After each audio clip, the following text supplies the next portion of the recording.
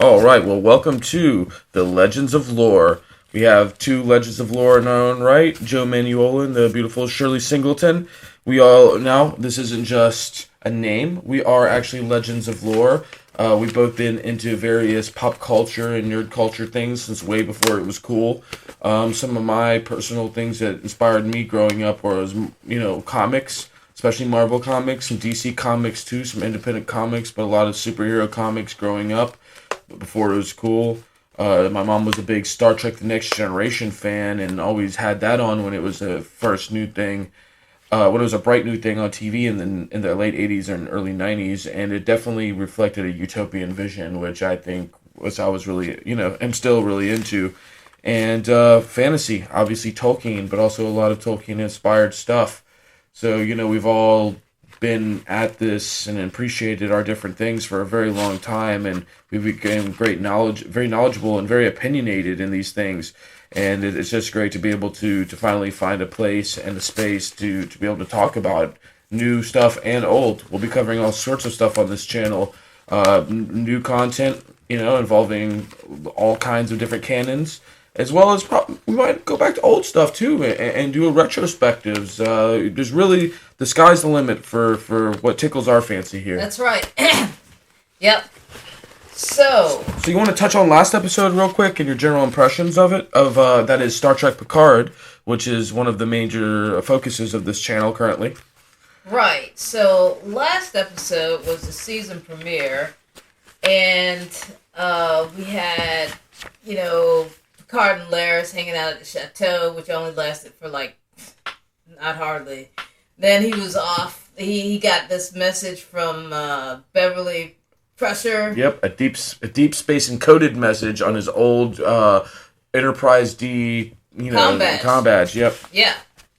And we learned that Crusher is now a maverick renegade, fighting the good fight outside of the bureaucracy of Starfleet. Yeah. Yep, breaking the rules where she got to help the most people, It's amazing. I mean, Beverly Crusher, action hero. Beverly Crusher, action hero. And believable. It didn't feel forced. So much of stuff in Hollywood and beyond is forced and focus grouped and pandering through every single, denominator. This felt legit. It felt like Beverly's back and in a serious way. Most definitely.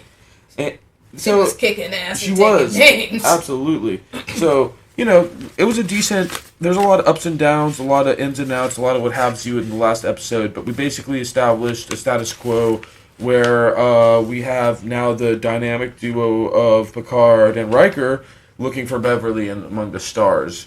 And at the very end of the episode, they introduced a very interesting new character, Beverly's other son, not Wesley. Jack. Jack, yes. And Shirley, you caught on to something very early that I didn't. When they showed Jack, I was like, where's Wesley? And my mind just started going off on, I want to see the Traveler storyline wrapped up. But you got a little bit closer to where they're actually going with it. You called it that they're playing it as possibly or definitely Picard's son. Yeah, totally. I mean, I'd heard, to be honest, I had heard rumors about this, in the fandom, months ago. But then it disappeared. And then it was all about, it's going to be, whatever. But, so I was ready for it. But, and also the timing, because they were like, we haven't seen Beverly in 20 years. And right. She cut off all contact. What could she be possibly doing, so. All right, we learned she was out there kicking ass. Yeah. Firing disruptor shotguns or whatever. Okay, I guess without further ado, we could get into episode 2 of Star Trek Picard. Disengage. So my first impression was Jack's ship looks real cool. Whatever that, I guess it's a Starfleet style at the very least, medical ship. It looks really cool. The ship designs so far are on point this season. The Helios. Okay. It has that kind of classic saucer design with the dual nacelles, very little body, no engineering section. It was almost all saucer nacelles. Almost reminiscent, not exactly, almost reminiscent of Star Trek Enterprise NX-01. Just in that it's more of just a saucer with nacelles than than like an Enterprise D or something that has the whole body and everything. I mean, it's kind of reminiscent of the Cerritos. Yeah, that too. It's like a bigger Cerritos almost. I like it though. I like it very much. Okay, so we start off with a very poignant commentary on bureaucracy, where Jack Crusher's trying to, break the rules to get valuable medical supplies to a pandemic-ridden planet, and he's like, he doesn't have time for Starfleet's bureaucracy. He's here to save lives. Yeah, he's breaking the law. Yeah, he gets confronted by the Fenris Rangers, which are an interesting new concept brought aboard, and I believe they were just a Picard Season 1 invention, right? I think so. I don't know if they have any precedent. Please, anyone in the comments, let us know if there is a precedent for Fenris Ranger beyond Star Trek Picard Season 1. I mean, it might be some in beta canon. Okay, but nothing, no, like... I'm wondering, is there any TNG? Is there any DS9? Is there any Voyager? They might be in some books. Okay, fair enough. An interesting concept, but we definitely going on the whole greater good thing. A little bit of tones of Starfleet is the enemy, kind of like anti-establishmentism. We see that, but not only is Mr. Crusher carrying some very valuable medical supplies, he's also carrying some flask of Romulan ale. Which is illegal in the Federation, but they weren't in the Federation at that time. It didn't look like. Oh, I think you might be right on that. I just think in general them bringing up a pandemic, like he says the word pandemic, which very interesting to hear such a salient word in the real world, used in Star Trek. But that's what Star Trek's known for, the paralleling reality. Most definitely. They bring up the marked woman, which we'll get to see a little bit later on in the episode, makes her debut in a very interesting way, and they talk about how like he's being attacked by multiple factions, and Beverly's in the med pod, and it looks like they need the Titan for help. It turns out that we skip ahead to Picard and Riker and the situation they're in now, being confronted by this mysterious ship. Right? What? Oh yeah, the mysterious ship, right? The we don't know the name of as of yet. The strike ship, which we don't know that it's the strike ship. Well, yeah, let's back up a little bit. See, the first episode left on kind of a cliffhanger where they were being confronted by a mysterious enemy ship. Right, yeah. And so we have, the episode starts off with a flashback with Jack Crusher trying to save some lives by fighting the bureaucracy of Starfleet with his black market medical stuff and getting boarded by the Fenris Rangers. And then we skip ahead to where the last episode left off, right, where they're being confronted by the ship and needing the Titan for help. Beverly's in a med pod, which, I don't like her being taken out of the story personally. I mean, I think it's there, to pull things out, because if she was, like, functional, then it would be like, whose kid is this? Right. Mystery. Right. We need mystery, absolutely. So this draws it out, but, and it also, it heightens the stakes, because they said, nobody's safe in the season, and that, so she could have potentially bit the dust. So they end up looking towards the Titan to bail them out. They did kind of get themselves in a little bit of a mess. That we cut to the Titan, and I gotta say this again, it may sound like a broken record, but the Titan, the exterior shots look great. They really took the time and effort to make these ships feel authentic to the Star Trek universe and just have a real screen presence. Most definitely. And, I just can't, seeing 7 of 9 in a Starfleet uniform, it's interesting. I like it, I understand, the issues that she's going through, and, whether or not she stays or goes, it's just good to see her in it for now. Yeah, and I really love how she still has that same walk.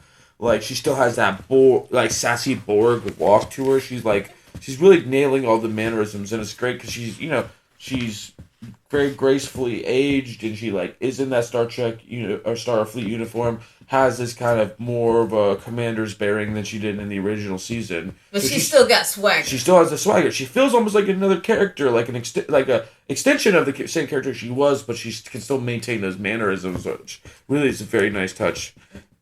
Yep. The Captain Shaw is still very punchable. Like I big kudos to the actor who plays Captain Shaw because he is just such a smarmy bastard, and you just want to punch him in the face so bad. Yeah, Todd Stashwood.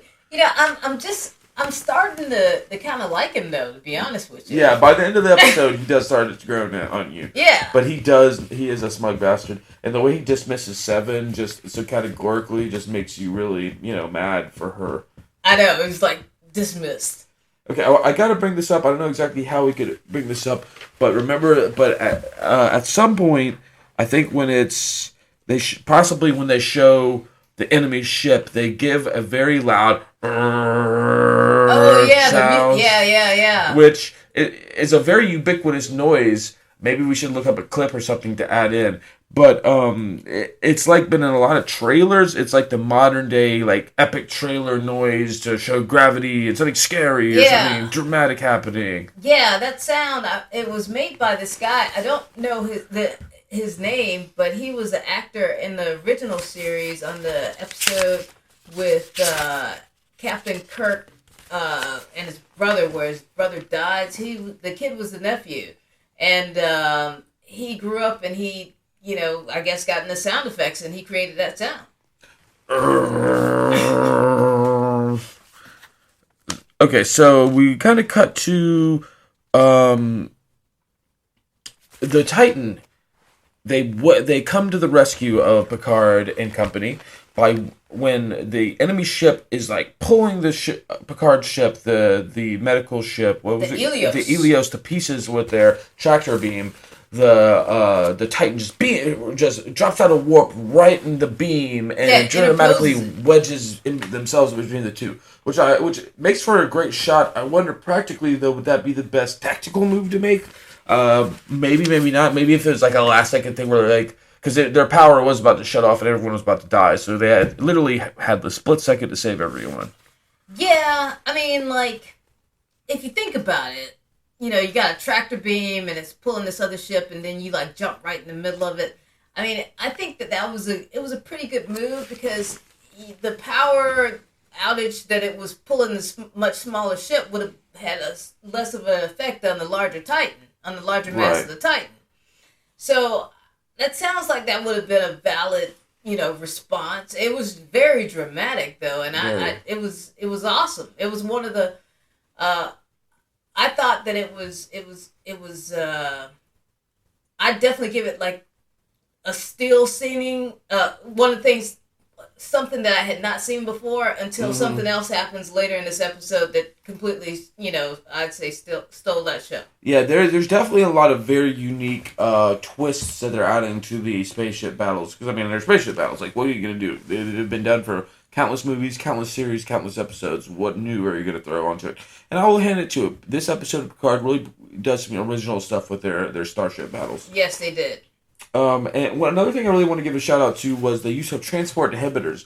Like, one thing that makes Star Trek different than Star Wars or some other star sci-fi fantasy type stuff is its adherence to its own internal logic and set of rules.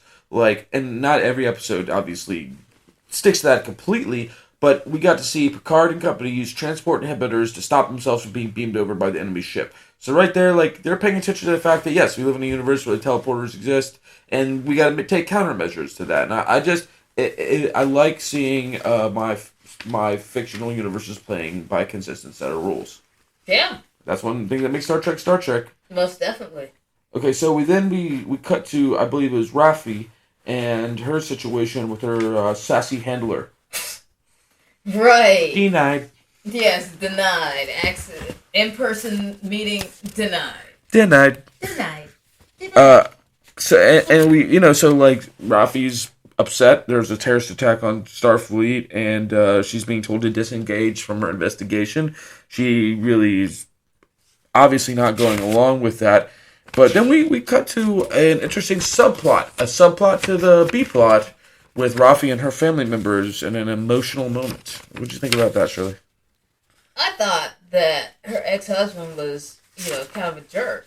Oh, yeah. Because, I mean, he was acting like, all the paranoia and all the other things that she went through before I mean, she was right. The Romulans were behind the plot. It wasn't.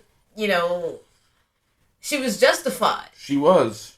And to make her choose between issue that could save hundreds of thousands of lives potentially, or I can give a help out to you to our son. Right, I mean, shout out. Yeah, like there's something weird going on with the storyline, and maybe it's just not written well, because they're making it out to be like, oh, her husband's like, Rafi, you're so selfish for wanting to save those thousands of innocent lives from terrorists. Like, you bitch. Like, how could you want to save all those innocent people and not care about our family? Yeah, I mean, but a lot of people give Rafi shit, all the time. Like, she's the main character that I hear people, crap on. Really? Yeah, and also, I mean, I think that, her ex-husband on here kind of had like a holier-than-thou attitude. Absolutely. Because when you look at Sneed's rap sheet, right? It's like known associates Jay. Like he hangs out in Jay's bar. So what kind of life is he living? Exactly. Why would he know all these people if he's so holier than thou? Right. Like Ralphie's trying to do some good stuff, and I don't really pay attention to the online debates about this show like you do, but I will say this, as someone who's critical of the first 2 seasons of Picard and don't really like a lot of the new characters that they've put onto the show, Ralphie's definitely my favorite out of all the new characters they've created for the show. She's by far the best one, and I've not been a fan of a lot of the other ones, but Ralphie's actually, I really like that character, and, because obviously we don't want to see the when we watch Picard, we want to see the original cast. We want our nostalgia bones to be tickled. But on the flip side, we need new characters, we need new plots, we need new drama. So, and Ralphie's a great addition. So it's good to see her, still with the show. I believe that the next we have the Marked Woman making her debut. And I wasn't aware of the Marked Woman was actually played by a very interesting actress with a very interesting association with one of my favorite movies, Pulp Fiction. Yeah, it's Amanda Plummer. She has like some of her acting credits, or her like one of the most memorable one is Pulp Fiction, where she jumps up on the table and says, "Hey, any of you, beep beep beep." I'll murder every beep beep beep. Well, anyway, so. Yeah, she was the female robber accomplice in the diner scene. Yeah, which I wouldn't have never guessed. I guess it's been a while. She definitely looks different, but she makes her debut as, I guess, the final season of Picard's major antagonist. It would seem like she calls out Shaw and his mental profile, saying, what do you think she meant by that? I think she knows way too much about all of these people. Like, I mean, what does she just do? Like, sit around, like. I mean, it seems like the whole thing seems rather planned. I mean, because she knew about Shaw's mental health, like you said, read through his file.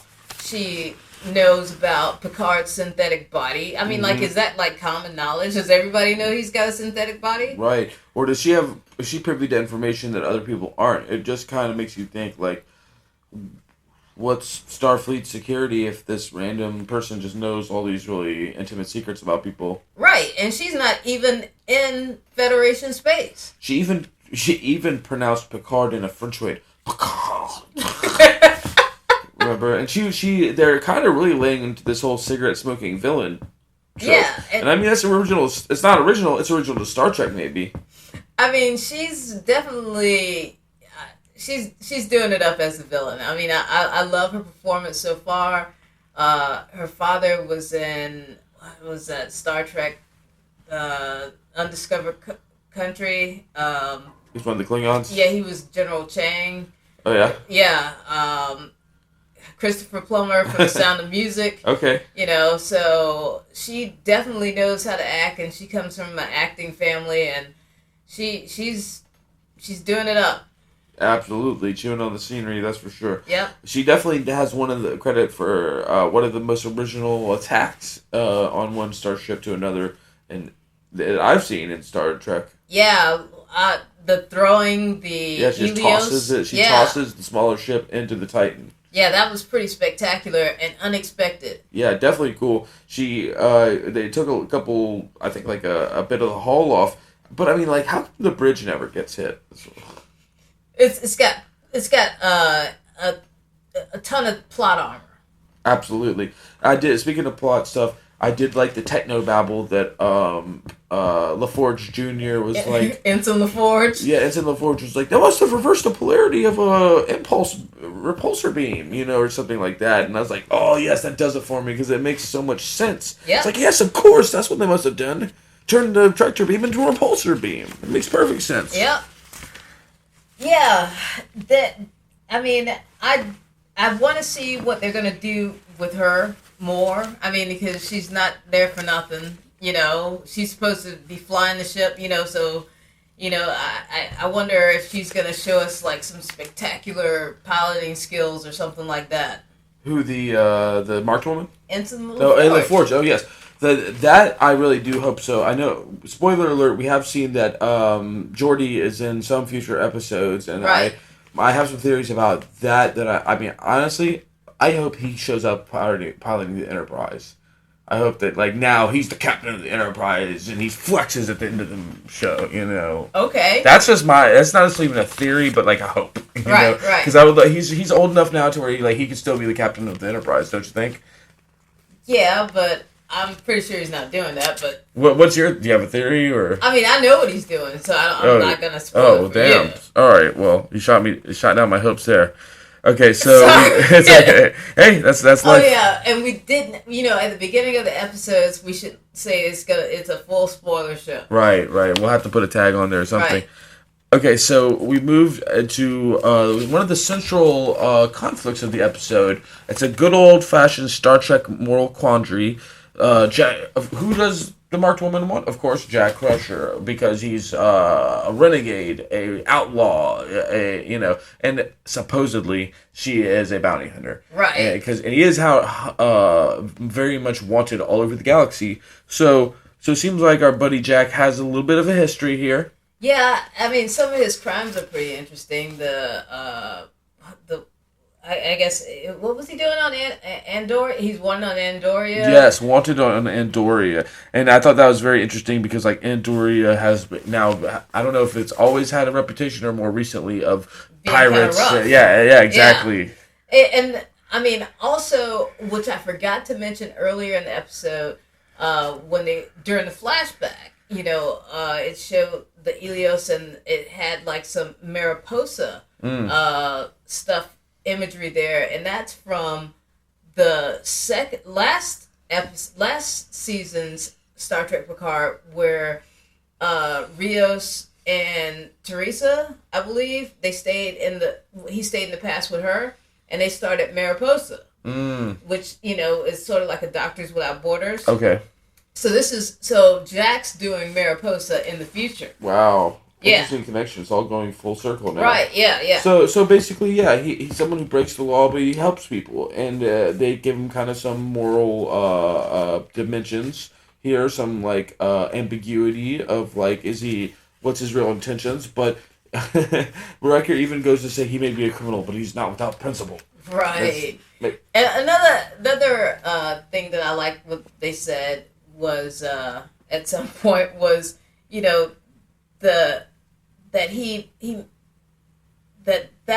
may be wanted, but that ship is, a guillotine. Right. So it's like, you turn him over to him and he's dead. Yeah, without trial, without due process. Right. Exactly. And that's, once again, sticking to that core Star Trek message of civilization and due process and belief in belief in institutions almost, and that's kind of, for those of you who weren't around for, at least when Star Trek The Next Generation came out, it was a time of more hope than now, a time when future could be bright, possibly, and there's definitely been a significant drop in our institutions, but that's, in our hope in the future, in general in society, and that's oftentimes reflected in our media. But it's good to see that still, even though Picard is a different show than The Next Generation, still sticking to those core Star Trek fundamentals of utopianism and belief in a greater good and a greater justice. Yeah, I mean, it definitely, it brings up the points of, trust in institutions, or not to. Beverly's trust no one. Jack said that they were approached by 3 fake Starfleet officers. Were they fake? Earlier. But you still get Riker and Picard holding on to their faith in the Federation, or Starfleet, even despite all this, Well, that's true. I mean, but they have been, the servants of the institution. Definitely. They've never, it's not like they have spent a lot of their time acting outside of the system. Exactly. Not like Badass Beverly. No, but I still like how they're still falling back to that same kind of mentality of like, despite like Shaw's like, I have hundreds of people on this ship, like I have to look out for the needs of the many. But then Riker's like, but Jack's a person, and that is just like a classic kind of, how do you even describe that? Like a compassionate point of view, an almost idealist, compassionate point of view that in the original Next Generation, Picard would make these stances that would be counterintuitive and seem to not make logical sense, but based on principle, and of course it would work out for him typically. Right.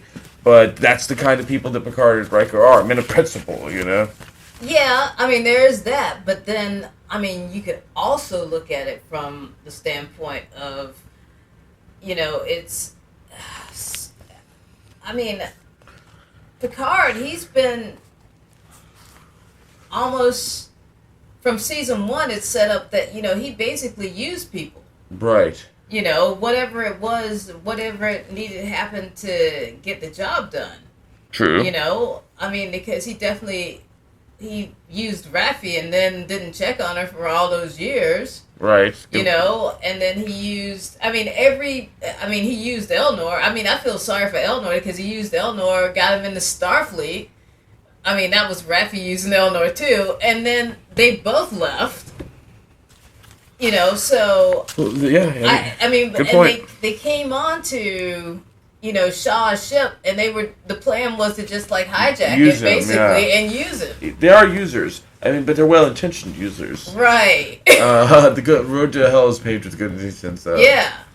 Very good points. Very good points. And I do think that that's something to be said. I'm glad that they're exploring the depth of what it takes to be in command, because that's what people in command have to do. They have to look at people like pawns, and as utopian resources. Yeah, exactly. And as utopian as Star Trek is, Starfleet's still based on kind of a military principle or of organization, and that involves direct command of people. You know, it's very interesting when that system of organization conflicts with their own utopian principles. Yeah. And like they touch on a lot of classic kind of philosophical ambiguities that are explored in sci-fi, like when he basically asks Jack to explain himself, and like they go the detail of like, oh, you were helping insurgents in a war zone. No, I was helping freedom fighters in a rebellion.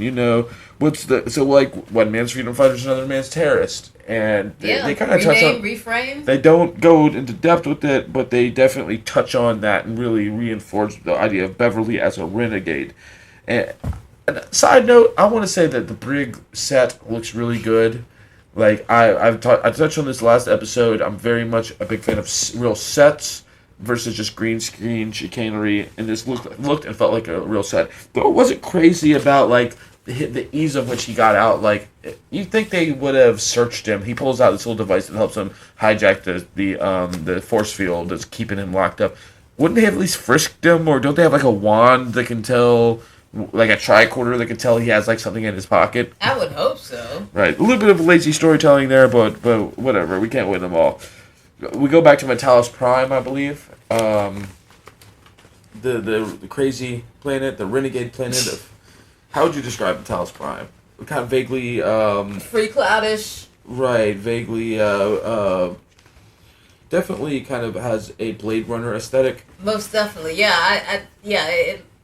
It definitely reminded me of Blade Runner, and a more grittier Free Cloud, because Free Cloud, it at least, I mean, it seemed cleaner. Metalis 4 seems pretty dirty.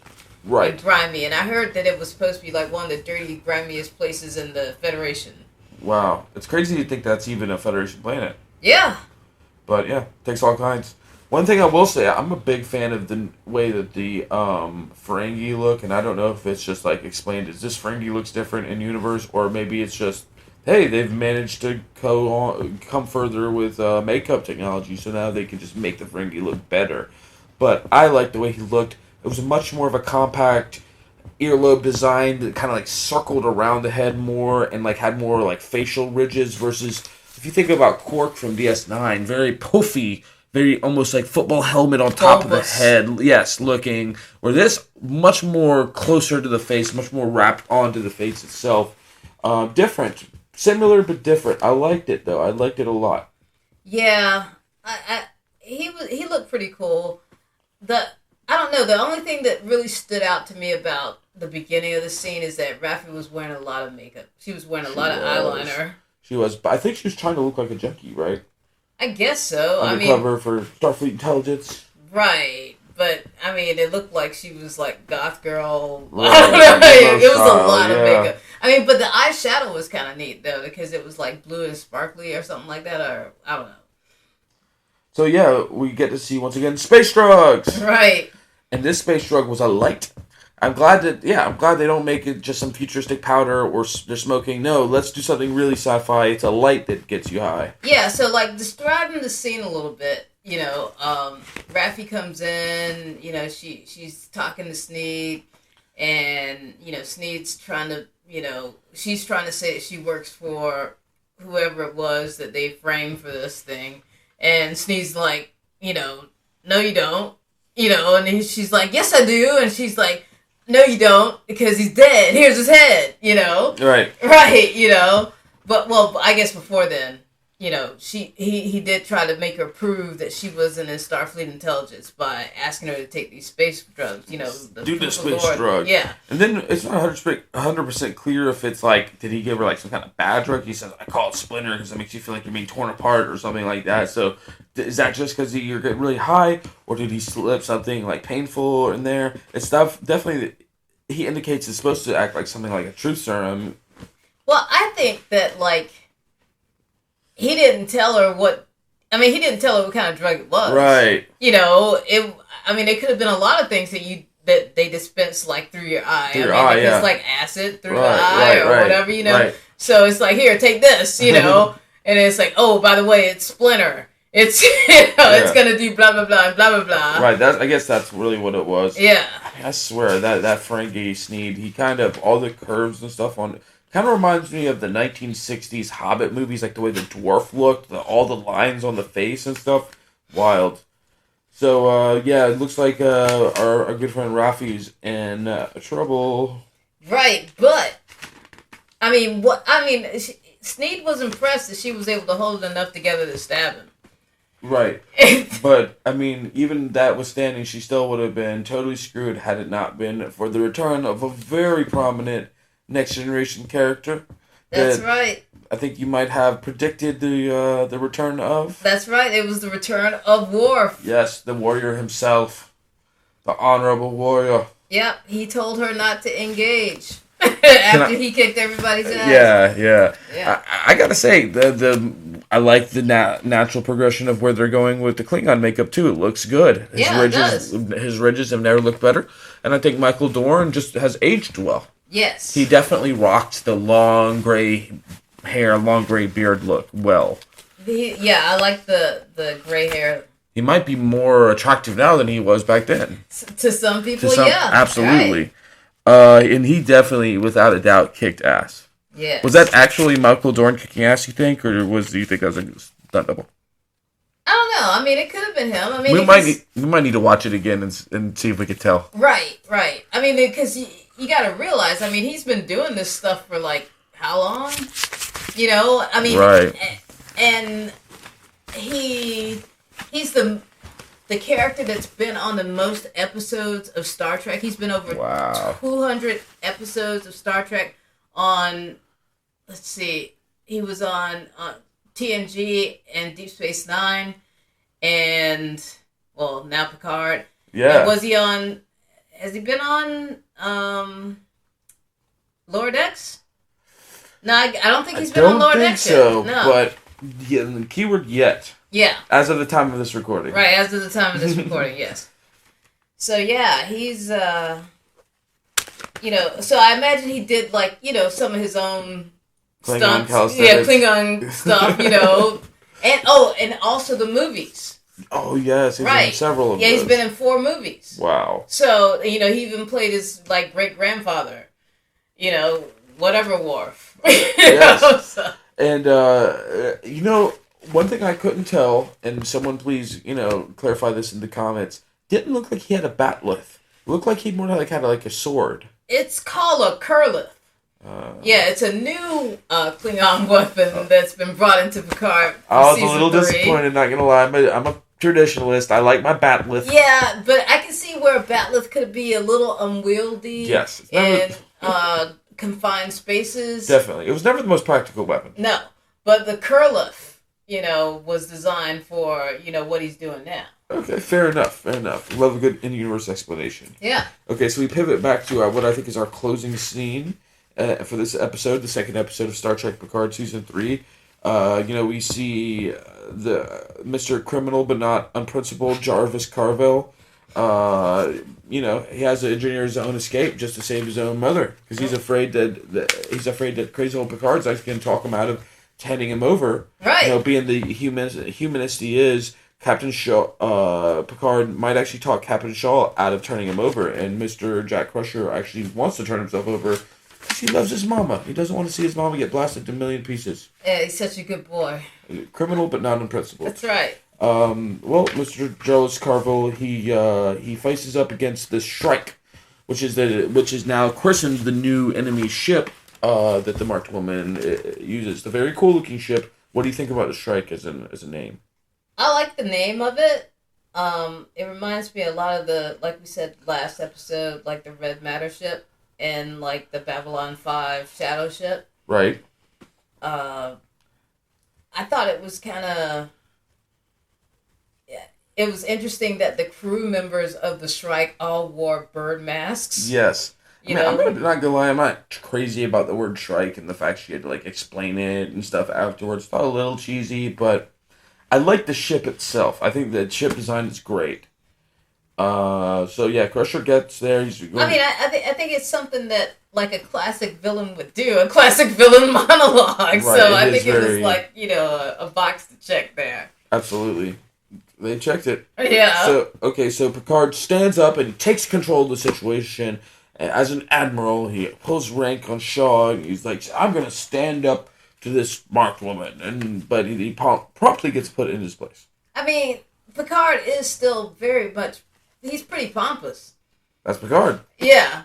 He was always pompous. There's always a balance of his, very utopian ideals with the fact he was kind of a pompous asshole. Right. Yep.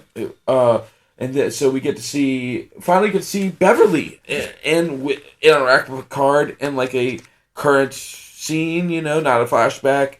I do think it's interesting that against Beverly's doctor's orders, Riker insists on shooting her up with, I don't know, what is that, stimulants? He forces her awake using chemical means to save them all, granted, to influence Picard. What was his real reasoning behind doing that? It was to save Jack. Yeah. Because... you gotta realize, Riker, he's been a captain, he's been a first officer, he's been a captain, it's like he knows that, she wouldn't want Jack dead, and the only way to save Jack is to make force Picard to, come to the realization to the conclusion that he couldn't escape that Jack's his son. Right. That was another thing that we, a theory you had that I was very much, not even, my mind was in other places involving Wesley, but you called it, looks like it's his son. They actually bring that up beyond just, the vague implication. So, looks like, it's Picard, having to decide whether he, shuffles off his own son to save his own ass. And it's crazy that they would, Shaw would even put him in charge of that. I mean, realistically, after commandeering a starship or a shuttle from his starship, admiral or not, he'd probably be if this was real life, he'd probably be in the brig. But I'm trying to apply real world logic to a show about men in starships. So that's me. That's just me. So like as at the end of the show, we see the ominous standoff, a goofy laugh, I believe, from the marked woman. Oh yeah, she does have one of those crazy laughs. Oh. So we finally see Beverly, and she basically implies that Jack is the son, right. or confirms that, and we kind of leave with that final scene of her, and then the Titan proceeding to do what is I would think a sci-fi trope of hiding in a nebula or something along those lines. They find a nebula to hide in, and now I guess it's going to be a cat and mouse game between the Shrike and the Titan. Yeah, it's going to be more like submarine warfare type stuff where nobody has sensors and, it's like you got to find some way to find the other ship or whatever. Which sounds, I always like stuff like that. Yeah, and just a great way to end the episode. Really gets you pumped for episode 3, which will be coming out in a couple days from the time of this recording. And we're just really, really stoked with the way the season's going so far. A lot of potential directions it could go into, and just still generally very pleased with the way the season's going. And like I mentioned before, went into the season with low expectations. Just having those low expectations beyond met right now. So really hoping that they maintain the momentum for episode 3. Yeah. Also, I was looking at some of the things in the closing credits. They have a lot of interesting stuff in those closing credits that. Like, there's a holodeck program for 10 Forward, bar in LA, with the safety protocols offline. I don't even know why you would have the safety protocols. Why would you take the safety protocols off, for a holo program, Maybe you just are like a adrenaline junkie. Yeah, like, Dr. On Lower Decks. You remember she took off the safety protocols? Cat lady. Yeah. Okay, so then there was like some stuff from Fleet Museum on Anthem Prime. I think that's where it is. There was a war damage report from the USS Constance, and the USS Constance NCC 10367.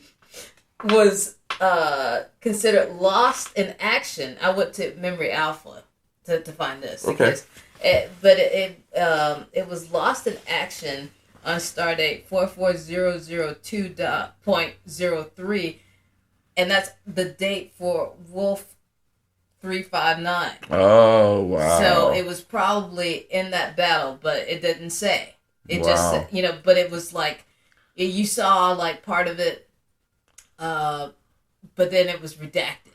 Wow, yeah, and Wolf 359 being the famous Star Trek battle where the Borg engaged the Federation for the first time. Right. Well, it was, and Locutus was there. And with Locutus, Picard as Locutus. Yeah. Leading the charge. Yeah, and that's the where Cisco lost his wife. Right, yeah. Just a tangled web, and it's that kind of interconnected shared universe that just tickles all of our little nostalgia taints, and it really is the kind of world building that really made the Marvel Cinematic Universe very popular. Speaking of which, keep your eyes out for our review of Ant-Man Quantumania that'll be coming out soon. Right. But Shirley still got to catch up on the earlier editions of Ant-Man. Yeah, but it's gonna happen. Yep, that's some homework for you. All right, guys. Well, thanks very much for joining us on that Star Trek Picard episode 3 rundown. Episode 2 rundown. Keep your eyes out for Star Trek Picard episode 3 coming out soon. All right, you guys, take it easy. All right, see you soon. It easy. Bye. Peace.